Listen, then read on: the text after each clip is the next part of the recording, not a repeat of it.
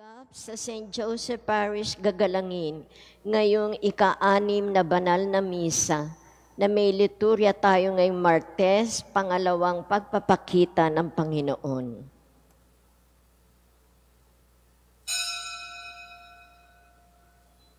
Tumayo po ang lahat, makiisa tayo sa Eucharistikong pagdiriwang na pamumunuan ni Reverend Father Douglas D. Badong, our parish priest.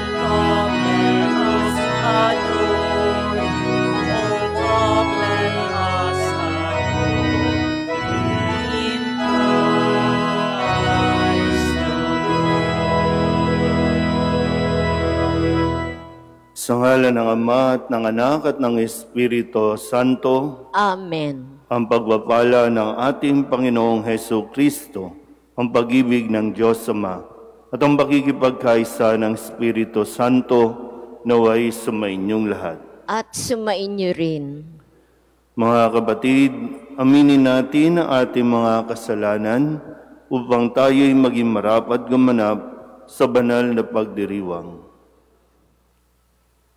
Inaamin ko sa makapangyarihang Diyos at sa inyo mga kapatid na lubha akong nagkasala sa isip, sa salita at sa gawa at sa aking pagkukulang. Kaya isinasamo ko sa mahal na Biring Maria, sa lahat ng mga anghel at mga banal, at sa inyo mga kapatid na ako'y ipanalangin sa ating Panginoong Diyos. Kaawaan tayo na makapangyarihang Diyos, patawarin tayo sa ating mga kasalanan at patnubayan tayo sa buhay na walang hanggan. Amen. Panginoon, kaawaan mo kami. Panginoon, kaawaan mo kami. Kristo, kaawaan mo kami. Kristo, kaawaan mo kami. Panginoon, kaawaan mo kami. Panginoon, kaawaan mo kami. Manalangin tayo. Ama naming makapangyarihan, nagpakita bilang taong katulad namin ang iyong anak. Sa pamamagitan niyang naging aming kawangis, kami naway maging kanyang kaparis, kasama mo at ng Espiritu Santo, magpasawalang hanggan. Amen.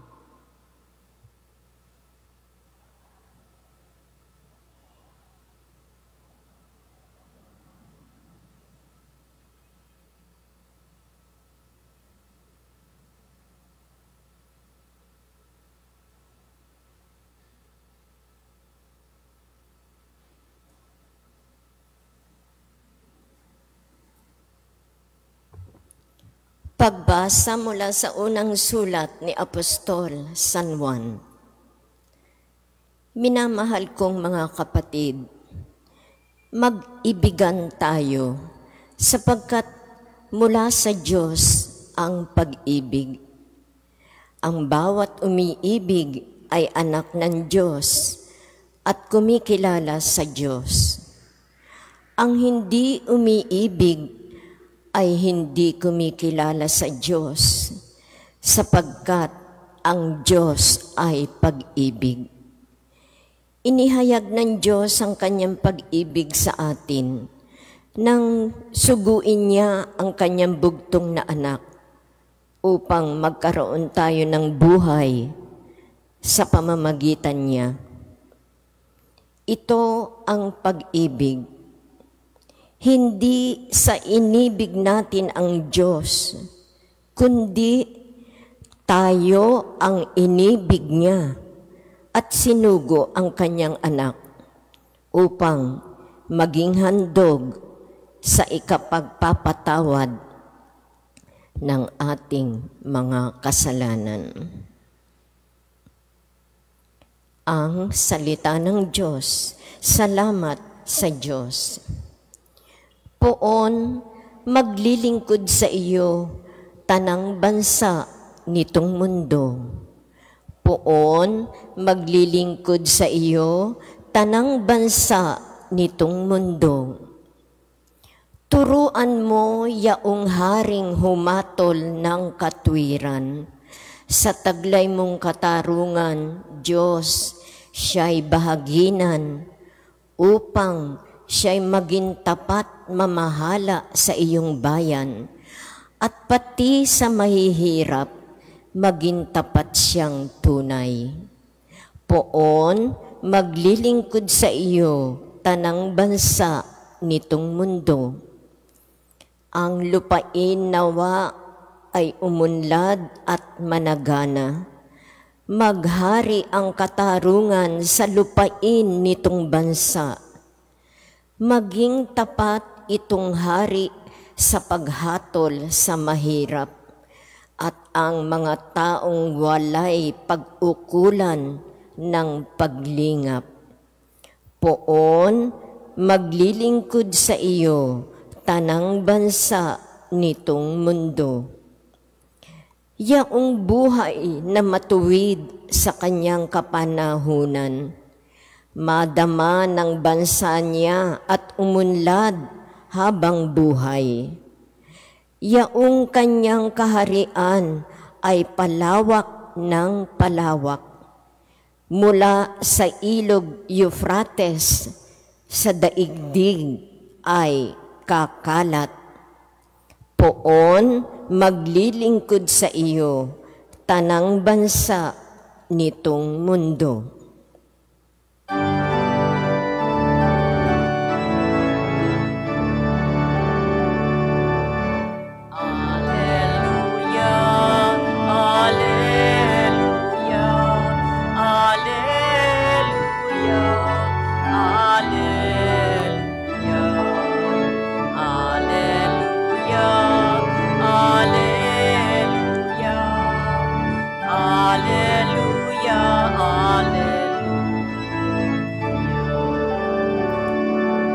Ikaw, Kristo, ay sinugo upang sa dukhay magturo, magpalaya sa bilanggo.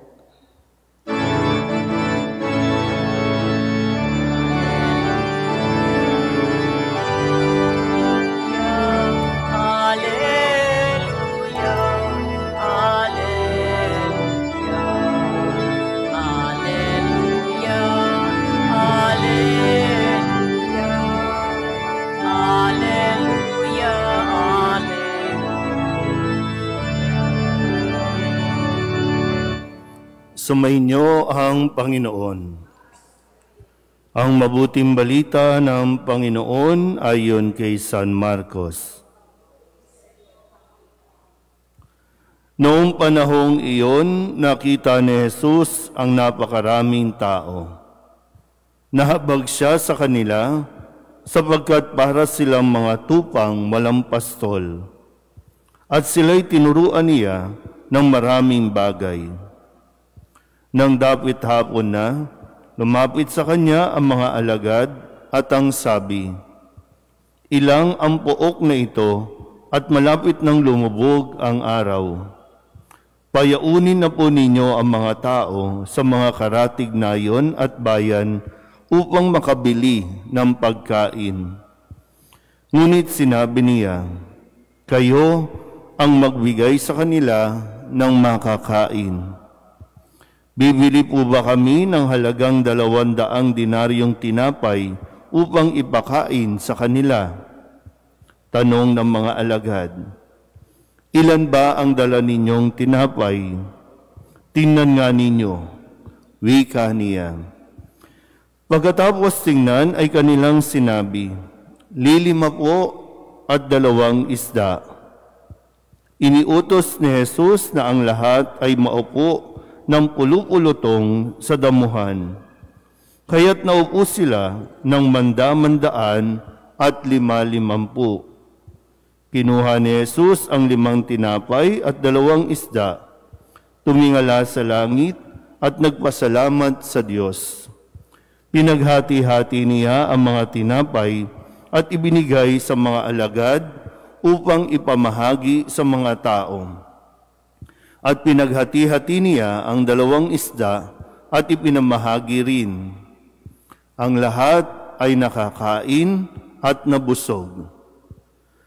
Nang tipunin ng mga alagad ang lumambis na hati-hating tinapay at isda, nakapuno sila ng 12 bakol. Sa mga nagsikain, 5,000 ang mga lalaki.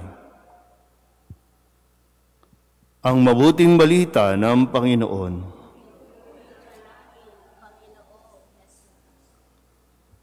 Isang magandang umaga po sa inyong lahat. Ngayon po ay Martes, kasunod ng pagdiriwang natin ng pagpapakita ng Panginoon. Nasa unang linggo pa lamang po tayo ng bagong taon. Gaya po ng aking nabanggit, nawa magkaroon tayo ng pagsusuri ng ating mga sarili o yung self-evaluation. Paano ba tayo nabuhay o namuhay nung nakalipas na taon at nawa mas pag-ibayuhin pa natin. Kung mayroon tayong dapat i-improve, i-improve. Kung mayroon tayong mga magandang nagawa, ituloy natin. Kung mayroon mga pag-uugaling hindi maganda, tigilan na natin. At isa dyan ay pwede nating suriin paano ba tayo naging mapagbigay sa ating kapwa. Paano ba tayo naging generous? Paano ba natin tiningnan ang pangangailangan ng iba? Nakatuon lang ba tayo sa kung ano ang kailangan ko o pangangailangan ko? Saan tayo mas namuhay? Yung kung ano ang kailangan ko o kung ano ang pwede kong maibigay o maitulong? Kasi sa ating Ebanghelyo, sabi po dito, nakita ni Jesus ang napakaraming tao at nahabag siya sa kanila. At ang pagkahabag na ito, ibig sabihin, naunawaan niya, naintindihan niya ang kagutuman o kumbaga, naunawaan niya ang pangangailangan ng tao na kumain. Kaya nga sabi, magugutom sila kapag pinaalis na lang natin sila. Pwedeng sa daan, maraming himatayin. Kaya bago pauwiin, pakainin muna natin sila. At talaga naman po, kapag katulad ng mga alagad, dahil nagsisimula pa lang sila, tinuturuan pa lang sila ni Jesus kung paano dapat ang maging isang lingkod. Sa umpisa, gusto nilang iwasan ang responsibilidad sa kanilang kapwa. Mas madali kasing magtaboy, mas madali kasing magpauwi na lang at bahala na kayo sa buhay ninyo. Pero para kay Jesus, hindi dapat ganon. Mahirap din po kung ang titingnan lang natin ay kung ano yung wala. Kadalasan, doon tayo nakafocus. Ang nakikita natin ay yung kawalan, yung wala. Ang hindi natin tinitingnan ay kung ano ang mayroon. Madalas po sa inyong mga nakakatanda dito, nakamulatan na natin yung classic na sinasabi sa atin, kung anong mayroon, ipagpasalamat. Kung anong mayroon, matutong mamaluktot. Di ba? Parang gano'n, no? Matuto tayong mabuhay sa kung ano ang mayroon. Nang may pagtanggap. Kung yan, okay. Pero kung wala, huwag na tayong magreklamo. Kung wala, huwag na nating hanapin. Kasi doon tayo mas nagiging walang pakialam sa ating kapwa. Kasi pag iniisip natin, wala tayo eh. Ito lang ang akin eh. Akin lang ito. pag binigay ko pa ito, mawawala na ako. Pero para kay Jesus, kung anong mayroon, ipagpasalamat mo at huwag kang matakot mawalan. At magugulat ka sa himala o sa pagkilos ng Diyos dahil yung inaakala nating mauubos, sobra-sobra pa yan. Kaya sana, kung sakali napipigilan tayong magbigay dahil sa takot natin na mawalan, magtiwala lang tayo sa Diyos. Mahal tayo ng Diyos, hindi niya tayo pababayaan. Amen?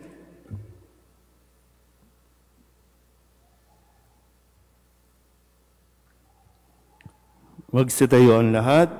Ang Diyos Ama lamang ang makatutugon sa pagkagutom ng puso at kaluluwa.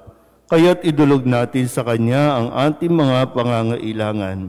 Ang ating itutugon, Panginoon, dinggin mo ang aming panalangin. Panginoon, dinggin mo ang aming panalangin.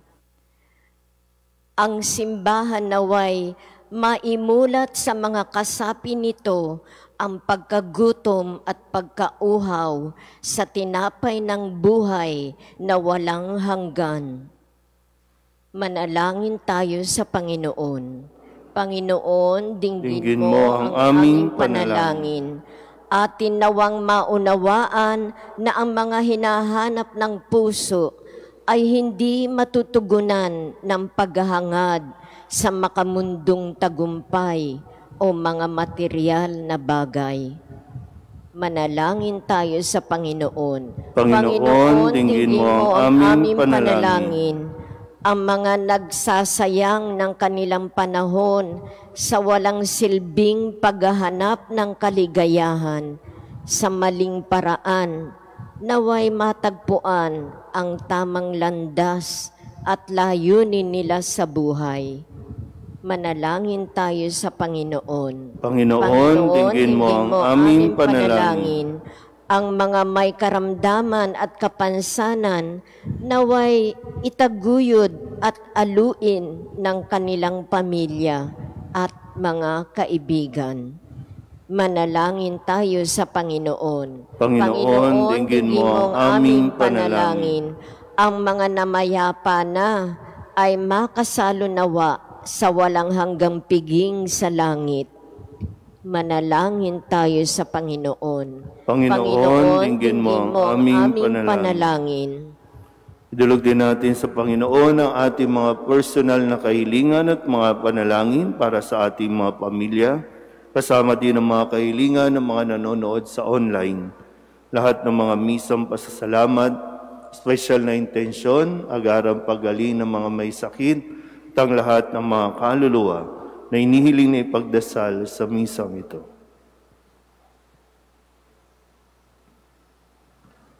Ang lahat ng ito inihiling namin sa ngalan ni Kristo, ang aming Panginoon. Amen.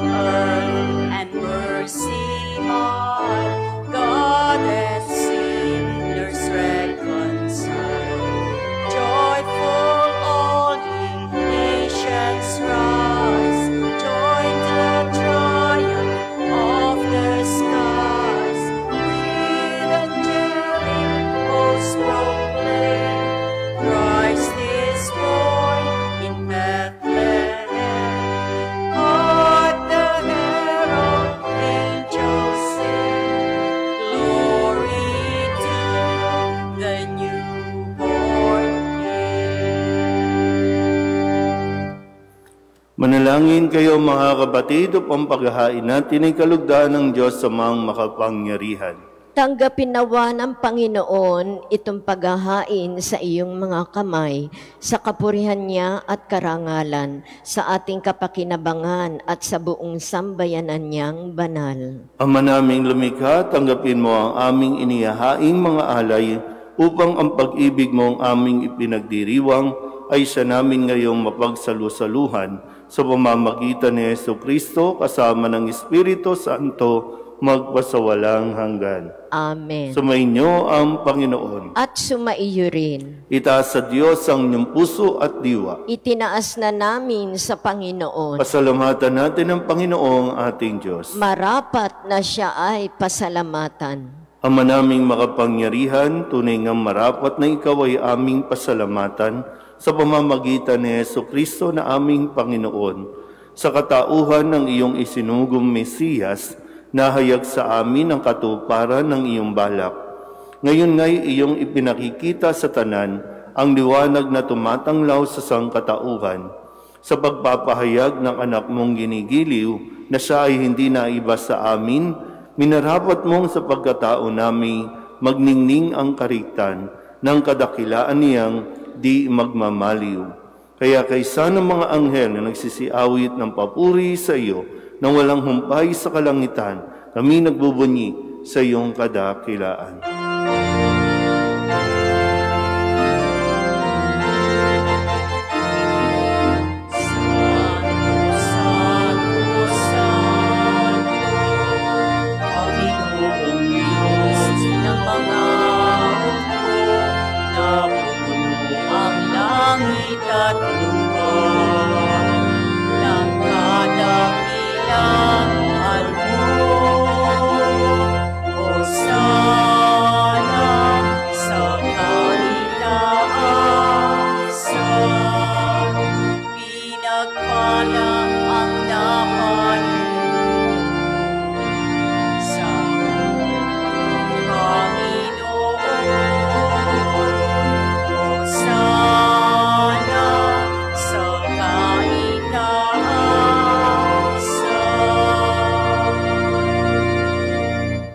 Ama naming banal, ikaw ang bukal ng tanang kabanalan.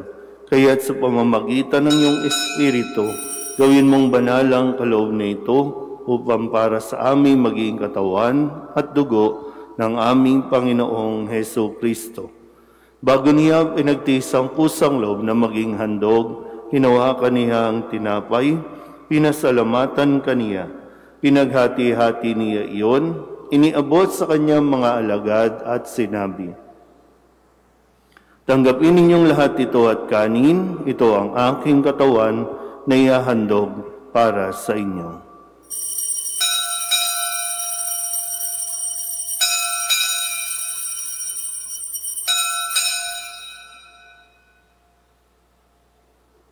Gayun din naman nang matapos ang hapunan, hinawakan niya ang kalis, muli kaniyang pinasalamatan.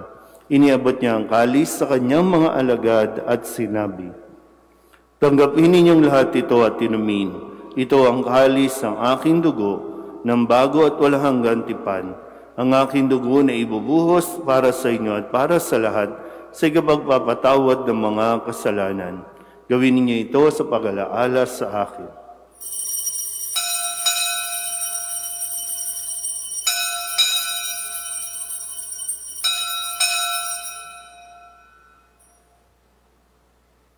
Ipagbunyi natin ang misteryo ng pananampalataya.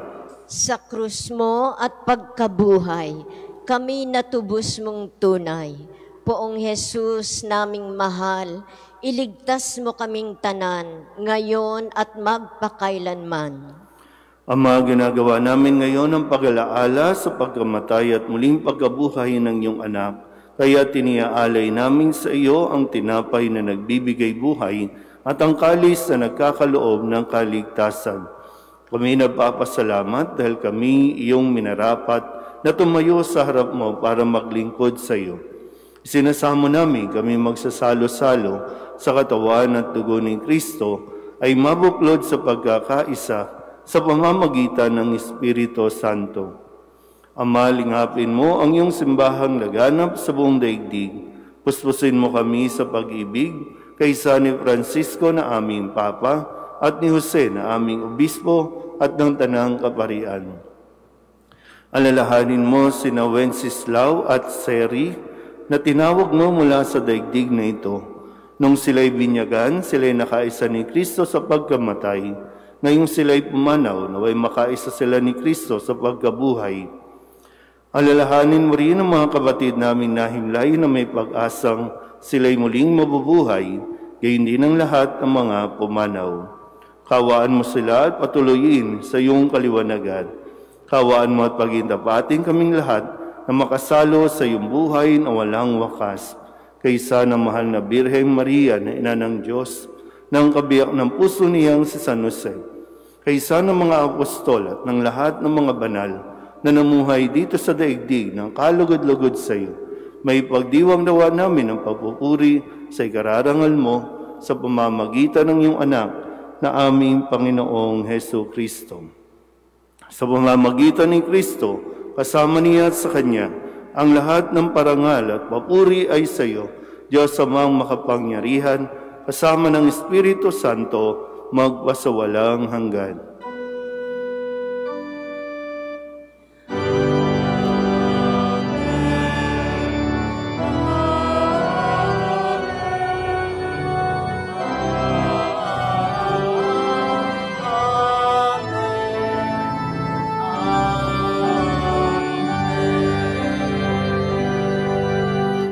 Sa tagabili ng mga nakagagaling na utos at turo ni Jesus sa Panginoon natin at Diyos, ipahayag natin ng lakas loob.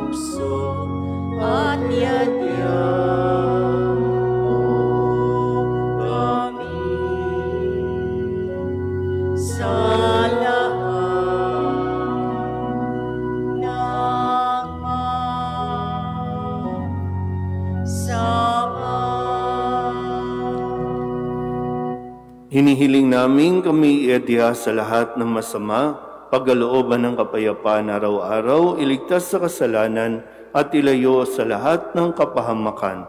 Samantalang aming pinananabikan ang dakilang araw ng pagpapahayag ng tagapagligtas namin sa Hesu Kristo.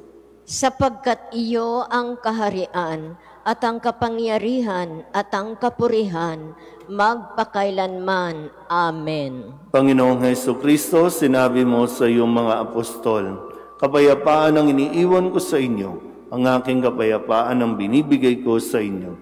Tunghayan mo ang aming pananampalataya at huwag ang aming mga pagkakasala. Pagkalooban mo kami ng kapayapaan at pagkakaisa ayon sa iyong kalooban, kasama ng Espiritu Santo, magpasawalang hanggan. Amen. Ang kapayapaan ng Panginoon ay laging sumainyo. At sumainyo rin. Magbigayan po tayo ng kapayapaan sa isa't isa. Peace.